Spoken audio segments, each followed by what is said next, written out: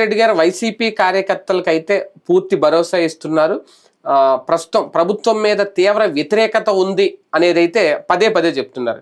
నిజంగా వ్యతిరేకత ఉంది అనుకుంటున్నారా, వ్యతిరేకత ఉంది అనే భ్రమలో ముందుకెళ్తున్నారా అనేది కూడా ఒక కీలకమైన చర్చ అయితే నడుస్తుంది. ఎందుకంటే 10 నెలలు లేదంటే ఒక 11 నెలల పాలనలోనే భారీ వ్యతిరేకత వచ్చేసింది. కనీసం ప్రజల్లో తిరగలేకపోతున్నారు, ప్రజల్లోకి వెళ్ళి సమాధానాన్ని చెప్పుకోలేకపోతున్నారు. నిజంగా గ్రౌండ్ లెవెల్లో ఆ పరిస్థితి ఉందా? ఎక్కడికక్కడ ఒక పక్క చంద్రబాబు నాయుడు గారు లేదంటే పవన్ కళ్యాణ్ గారు గ్రౌండ్ లెవెల్లో వ్యతిరేకత ఉంటే దాన్ని ఇమీడియట్గా క్లియర్ చేసుకునే ప్రయత్నం చేస్తున్నారు అనేది కూటమి నేతలు చెబుతున్నమాట. తల్లికి వందనం కానీ లేదంటే ఇప్పుడు అన్నదాత సుఖీబాబు కానీ రేపు నెలలో ఇచ్చేస్తున్నారు. ఆల్రెడీ ఇప్పటికి 2 పథకాలు వచ్చేసినాయి. కానీ ఇంకా సూపర్ 6 హామీలు, సూపర్ 7 హామీలు వీటి మీదే పోరాటం చేయడం అనేది ఒక రకంగా ఎంతవరకు సక్సెస్ఫుల్ ఫార్ములా అని అనుకోవాలి? జగన్మోహన్ రెడ్డి గారు తీసుకుంటున్న నిర్ణయాలు లేదంటే ఆ పార్టీ నేతలకు ఆయన ఇస్తున్న సందేశాలు, ఇదే అంశం మీద చర్చించే ప్రయత్నం చేద్దాం. సార్, ఒక రకంగా నిజంగా ఆయన అనుకుంటున్నట్టు గ్రౌండ్ లెవెల్లో ఆ స్థాయి వ్యతిరేకత వచ్చేసింది అనేది రియాలిటీకి దగ్గరగా ఉందా, లేదంటే ఇంకా పాత ఫార్ములా పాత భ్రమంలోనే జగన్మోహన్ రెడ్డి గారు వెళ్ళిపోతున్నారని అనుకోవాలా? నిన్న మాటలు చూస్తే ఆయన వచ్చినా రాకపోయినా ఏం చేయాలి? తెలుగుదేశానికి అద్భుతమైన అవకాశం ఉంది. జనసేనే బాగుంటది, మన అందరం ఇళ్లలో పడుకుందాము, నిద్రలేసి 5 ఏళ్ల తర్వాత వెళ్దాం అనుకుంటాడు ఎవడైనా. అవి నడుస్తూనే ఉంటాయి యాక్టివిటీ. ఇవి ఎప్పటికప్పుడు వీళ్ళు ప్రయత్నం వీళ్ళు చేస్తూనే ఉంటారు. లేకపోతే ఒకవేళ జనంలో రేకెత్తించాలా? ఇప్పుడు తెలుగుదేశం అట్ట అనుకుని ఉంటే కనుక జగన్కి వ్యతిరేకత కుదిరేది కాదు కదా. అంత డబ్బులు ఇచ్చిన వాడిని ఎవడన్నా వదులుకుంటాడా? వదులుకున్నారంటే అర్థం ఏంటి? వ్యతిరేకత సృష్టించారు వాళ్ళు, పేపర్ ద్వారా, టీవీల ద్వారా, లేకపోతే మేధావులతోనైనా ఇట్లాంటివి. అట్లాగే వీళ్ళు ప్రయత్నించాలి కదా. మరి సాయంత్రం చేష్టలుడికి కూర్చుంటే ఉపయోగం ఏముంది? దానికి ఇంకోటి ఏంటంటే పబ్లిక్ లో ఇప్పుడు ఏం చర్చ వస్తుంది? అడ్మినిస్ట్రేషన్ పరమైన చర్చ కాదు కదా వచ్చేది, సంక్షేమ పథకాల చర్చే వస్తుంది. అడ్మినిస్ట్రేషన్ లో ఇప్పుడు వాళ్ళని లోపలేసారు, వీళ్ళని లోపలేసారు అనే చర్చ ద్వారా డైవర్ట్ చేయాలని తెలుగుదేశం అనుకుంటుంది. అరెస్ట్ అయింది తమ వాళ్ళు అయినప్పుడు దాని గురించి చర్చను ఒక పక్కన తీసుకెళ్తుంది. వైసీపీ వదలట్లేదుగా. విధ్వంస పాలన అన్నటువంటి కాన్సెప్ట్ వాళ్ళు ఇదివరకు చెప్పేవాళ్ళు. తెలుగుదేశం వాళ్ళని అరెస్ట్ చేస్తే విధ్వంసం, వైసీపీ వాళ్ళని అరెస్ట్ చేస్తే అద్భుతం. ఇప్పుడు వీళ్ళని అరెస్ట్ చేస్తే విధ్వంసం అని చెప్తారు వైసీపీ వాళ్ళు. అవతల వాళ్ళని చేసినప్పుడు, తెలుగుదేశం వాళ్ళని వీళ్ళు అరెస్ట్ చేసినప్పుడు అద్భుతం అని చెప్తుంటారు. కాబట్టి అది పెద్ద చర్చే కాదు, అది పబ్లిక్ చర్చ. రొటీన్ గా రచ్చబండ దగ్గర చర్చ అవుతుంది. కానీ ఇంటి దగ్గర చర్చ ఏం జరుగుతుంది? ఇవాళ రోజున తిండి ఏంటి, ఇవాళ సరిపడా ఉందా లేదా, రైతుకి ఓ పక్కన చర్చ జరుగుతుంది. ఇదివరకు జగన్ వల్ల రాకపోయి ఉండొచ్చు, కానీ వాళ్ళ అదృష్టం కొద్దీ ఆ టైంలో వర్షాలు బాగుండటం. లాస్ట్ ఇయర్ తప్ప 4 ఏళ్ళు వర్షాలు బాగున్నాయి. ఇప్పుడు కరువు వివిధ మండలాల్లో. నెంబర్ 2 మిర్చి ధర. అప్పుడు ఇతనేం చేయలే, కానీ మిర్చి ధర 25,000 27,000 బాకింది అంతర్జాతీయ అవసరాలు. దాంతో పాటు అప్పుడు చైనా సమస్య ఇటు వల్ల మన దగ్గర బాగా వచ్చింది. పత్తి ధర బాగా వచ్చింది, విపరీతంగా సంపాదించుకున్నారు. పత్తి, మిర్చి, పొగాకు, టమోటా, కూరగాయలకి కూడా మంచిగా వచ్చినాయి అప్పుడు. ఇప్పుడు అన్ని తక్కువ అయిపోయినాయి. అన్ని కూడా రైతు నష్టపోతున్నాడు, వినియోగదారు నష్టపోతున్నాడు. వినియోగదారికి ఏమో రేట్ ఎక్కువ ఉంది, రైతుకేం గిట్టుబాటు కావట్లేదు. ఈ పరిస్థితి సమన్వయం లేదు అక్కడ. యాక్చువల్గా ఇప్పుడు మొన్న దొండకాయ లేదు 5 రూపాయలని జ్యోతిని అనుకుంటా రాసింది. దొండకాయ 5 రూపాయలు అయినప్పుడు రైతు బజార్లో పెట్టించచ్చుగా, 10 రూపాయలకి అమ్మించచ్చుగా. 10 రూపాయలకి అమ్మితే ఆడికి 5 రూపాయలు ఎత్తాను, నువ్వు 10 రూపాయలు అంటారని చెప్పి ఆగుతున్నారు. ఇక్కడ ఒక ఆల్టర్నేటివ్ ప్రత్యామ్నాయ మార్గం అంటే సామాన్యుడికి సంబంధించి ఇప్పుడే ఏం చెయ్యక్కర్లేదని ప్రభుత్వం అనుకుంది. ధరల నియంత్రణ ఇవన్నీ లాస్ట్ ఇయర్ చూసుకుంటే చాలు అనేటటువంటి. మరి అవన్నీ ఇక్కడ జనాలకు తెలియజేసే పని ఆటోమేటిక్ గా ప్రతిపక్షం చేస్తుంటుంది. అందులో భాగం ఇదంతా. అంటే టీడీపీ లేదంటే కూటమి ప్రభుత్వం డైవర్షన్ పాలిటిక్స్ చేస్తుంది అనేది వాళ్ళ ట్రాప్ లో వీళ్ళు పడకూడదు అనుకుంటున్నారా?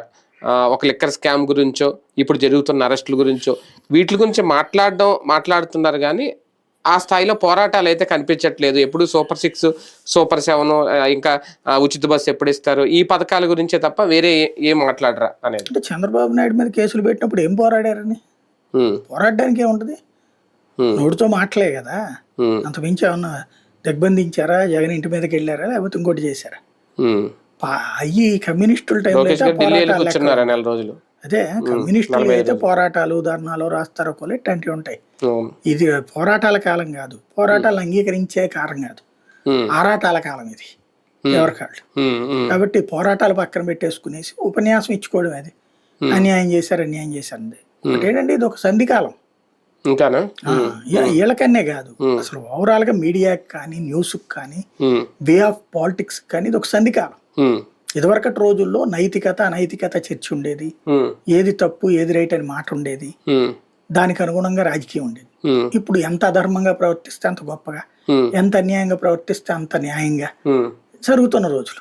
ఆటోమేటిక్ గా దీని ఇంపాక్ట్ జనం మీద ఉంటది కదా. అంటే సార్ ఒకటి మీరు ఓవరాల్ గా గమనిస్తే అవుట్ సర్కిల్లో జగన్ గారి మీద ఒక మూకుమ్మడి దాడి జరుగుతుంది, చాలా ఒత్తిడి చేస్తుంది ప్రభుత్వం అనేది కనిపిస్తుంది. అంటే ఈ అరెస్టులు కానీ, అధికారుల అరెస్ట్ కానీ ఇదంతా, అలాగే పార్టీలో నాయకులు బయటకు రావడం కానీ, విజయసాయి రెడ్డి గారు రివర్స్ అవ్వడం కానీ ఇవన్నీ చూస్తూ ఉంటాయి. కానీ జగన్మోహన్ రెడ్డి గారు మాత్రం నా మీద ఏ ప్రెజర్ లేదు, ఏమీ లేదు, నేను చాలా ఫ్రీగా ఉన్నాను, మీరు బస్సు ఎప్పుడు ఇస్తారు, ఫ్రీ బస్సు, సూపర్ 6 ఎప్పుడు అమలు చేస్తారు, అమౌంట్ ఎప్పుడు ఇస్తారు, ఇవే తప్ప దీని గురించి లేకపోవడం. అంటే నేనేం ఒత్తిడి ఫీల్ అవ్వట్లేదనా, అవన్నీ నేనేం బేర్ చేయను, అవన్నీ నాకు అనవసరం అని ఆయన ఉద్దేశం. బేసిక్ గా దాని మీద మాట్లాడుతున్నాడు కదా, ఈ తప్పు చేస్తున్నారని. అంతకు మించి భయపడిపోవడానికి అతనికి భయం అలవాట్లేదు కదా ఫ్రమ్ ద బిగినింగ్.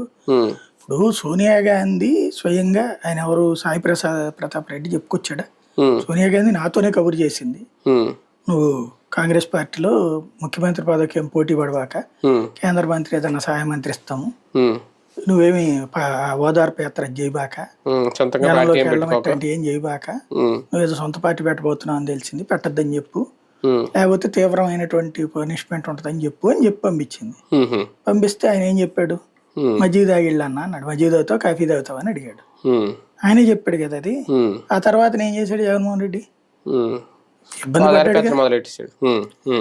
పార్టీ పెట్టలేదు అప్పటికి, ఇంకా పెట్టలేదు, ఓదార్పు యాత్ర చేశాడు. ఆ సందర్భంగా అరెస్ట్ చేశారు, జైల్లో పెట్టారు, అంతా అయింది. పొంకాలు స్టోరీలు రాశారు. ఏమైంది, ఇప్పుడు భయపడేవాడిని భయపెడతారు, ఒక్కలే ఏముందిలే అనుకునేవాడికి ఏముంటది. ఇంకోటి, ఒకసారి జైల్లో 16 నెలలు పెట్టాక అదే పాయింట్ని పట్టుకుని ఇప్పటికీ మాట్లాడుతున్నాక అంతకు మించి ఇంకేముంటది.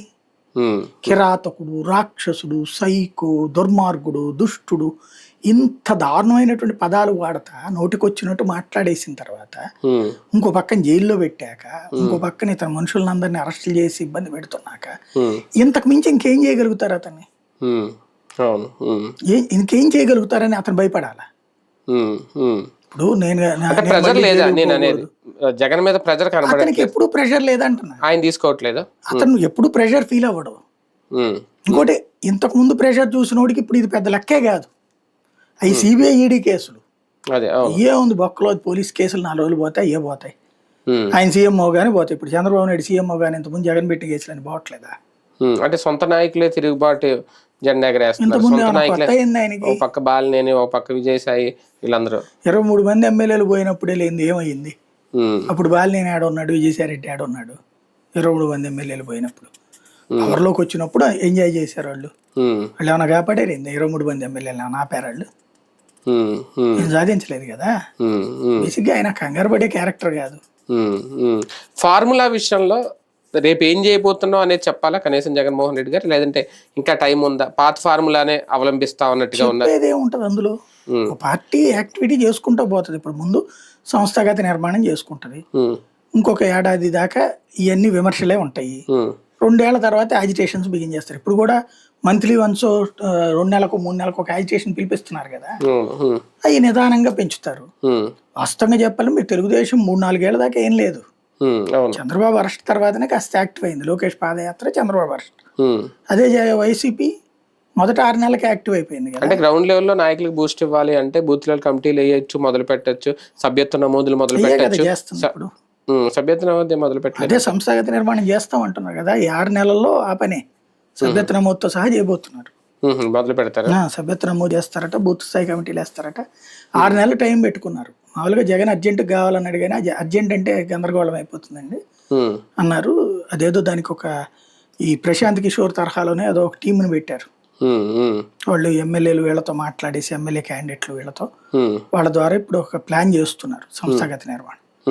అవన్నీ పూర్తయిన తర్వాత 6 నెలల దాకా ఈ స్టేట్మెంట్లు ఇవే ఉంటాయి. 6 నెలలకు ఒక సంస్థాగత నిర్మాణం. అది తెలిసినే భయపెట్టడానికి ఇప్పుడు సభ్యత్వం తీసుకోవాలంటే వణకడం కోసం ఇన్ని కేసులు పెడుతుంది వీళ్ళు బేసిక్. కానీ ఒక అమరావతి గురించో లేదంటే గతంలో ఆయన చెప్పిన 3 రాజధానుల గురించో క్లారిటీ ఇవ్వాలా? ఇప్పుడు ఇచ్చికి ఎలక్షన్కి వెళ్ళాలా, అవసరం లేదా? ఇప్పుడే ఇస్తే ప్రయోజనం లేదు, ఎప్పటికైనా ఇవ్వాలి కదా. లాస్ట్ ఎలక్షన్స్ ముందే ఇస్తాడు. ఎలక్షన్స్ ముందుకి ఇదంతా బాగుపడిపోయింది అనుకోండి, నేను గదిలించను ఇంకా అంటాడు. బాగుపడలేదు అనుకోండి, నేను పరిపాలన ఎక్కడి నుంచి నేను చేస్తాను, but at the same time development Vizag చేస్తానంటాడు. ఒక రకంగా బాబు గారు కూడా ఇప్పుడు చేస్తున్నది అదేనా మన అవుట్లుక్ లో చూసుకుంటే? అంతే కదా. ఇప్పుడు పేరు అంటే 3 రాజధానులని పేరు లేదు కానీ సాఫ్ట్వేర్ కంపెనీలన్నీ విశాఖలోను, ఇక్కడ కంపెనీలు ఆయన తీసుకురావట్లేదు. విశాఖ కావాలని సాఫ్ట్వేర్ వాడు అడుగుతున్నాడు. అంటే అక్కడ భూములు ఇవ్వడం, అక్కడ పరిశ్రమలు. టాటా వాడు ఇక్కడికి వస్తానని అడగల, టీసీఎస్ వాడు విశాఖపట్నం ఇస్తే వస్తానన్నాడు. జగన్ ఉన్నప్పుడే అడిగాడు. అది జగన్ అప్పుడు ఇస్తానన్నాడు, ఓకే కూడా అయ్యింది. ఈ లోపు గవర్నమెంట్ పోయింది, వీళ్ళు ఇచ్చారు అంతే, కంటిన్యూ చేశారు. జగన్ టైంలో కుదిరిన ఒప్పందాలు అయ్యి వీళ్ళు కంటిన్యూ చేసుకొచ్చారు. అంటే వాళ్ళు ఎలాగ 2 tier cities నే కోరుకుంటారు కాబట్టి అదే. కానీ రాయలసీమ విషయంలో 2 పార్టీల స్టాండ్ ఏంటి అంటే రేపు పొద్దున్న ఏం చెప్తారు? ఏముంటది, అవన్నీ ఎలక్షన్స్ ముందే, ఈ లోపు స్టాండ్లు ఏమి ఉండవు, అందరూ సిట్టే. బేసిక్ గా ఇప్పుడు జరిగిన డెవలప్మెంట్ అమరావతిలో భారీగా జరిగిపోయింది అనుకోండి, అప్పుడు ఒక రకమైన అసంతృప్తి ఉంటది. అమరావతి తక్కువ జరిగింది అనుకోండి, అప్పుడు ఇంకో రకమైన అసంతృప్తి ఉంటది. ఇవన్నీ ఈ విధాన నిర్ణయాలు ఏమి ఇప్పుడు ఏం తీసుకునేదే ఉండదు. ఇప్పుడు అలా ఏంటంటే పార్టీ ఎప్పుడు యాక్టివ్ లో. అంటే ఇప్పుడు నేను అనేది ఇప్పుడు వీళ్ళు ఓన్లీ సూపర్ 6 హామీలు నెరవేర్చడం కోసం మాత్రమేనా ఇప్పుడు జగన్ టీం చేసే పోరాటం? పోరాటాలు ఏం చేయట్లేదు కదా, చేయలేదని విమర్శిస్తుంటారు అంతే. అంటే దాని గురించి అడగండి, మీరు దాని గురించి మాట్లాడండి అని చెప్పడం ఏం లేదు, అట్లా ఏం చెప్పట్లేదే. వీళ్ళు మధ్యలో ఎత్తేసారని చెప్తుంటారు. ఇదిగో మేము చేసాం కదా, ఒక ఏడాది తర్వాత మేము సంపద సృష్టించిన సంపదతో ఇప్పుడు మీకు అమ్మఒడి ఇస్తున్నాం, తల్లికి వందనం ఇస్తున్నాం, రైతులకి ఇస్తున్నాం, రేపు రాబోయే రోజుల్లో మిగతా కూడా ఇస్తామని చెప్తారు. ఇది కామన్ గా నడుస్తుంది అంతే, ఇంకా కొత్తగా అయితే ఏముండదు. రైట్, చూద్దాం జగన్మోహన్ రెడ్డి గారి ఆలోచనలు, నిర్ణయాలు. అంటే ప్రస్తుతం ఒక్కొక్కటి స్టార్ట్ చేశారు, ఇప్పుడు అది ఎంత దూరం వెళ్తుంది, అది నిజంగా కూటమి ప్రభుత్వాన్ని లేదంటే తెలుగుదేశం పార్టీని ఇరుకుని పెట్టేదిగా ఉంటుందా? ఈ లోపల వాళ్ళు అనుకున్నట్టు డైవర్షన్ పాలిటిక్స్ చేస్తున్నారు. సూపర్ 6 విషయంలో ప్రజలకు ఏమన్నా సమాధానం చెప్తారా? చూద్దాం.